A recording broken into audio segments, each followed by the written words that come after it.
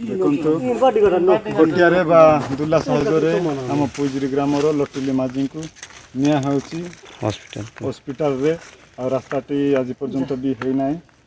भारत स्वाधीन हेबा परठारु केते सरकार बदली गलेनी आउ जनप्रतिनिधिंक ठारु बारंबार प्रतिश्रुति पाइथिले मध्य गाँ को जाइथिबा रास्तार चित्र किंतु बदलिलानी। सेइथि पई देखंतु केउ अवस्था जड़े महिला रोगी को डाक्तरखाना निया जाउछि।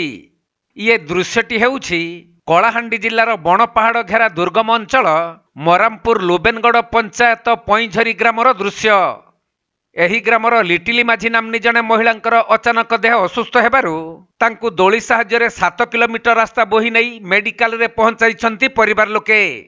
सेपटे सरकार प्रत्येक ग्राम को पक्का सड़क योजना करिथिले भी एही ग्राम को किंतु पहुंची नहीं सही सड़क योजना, जेउथिपाई ग्रामवासी माने जम जंत्रणा भोगुछंती।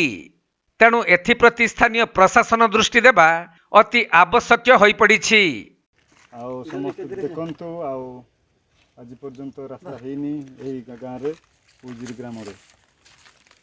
कलाहांडी जिला मरामपुर प्रसन्न नागंक रिपोर्ट कोणार्क लाइव।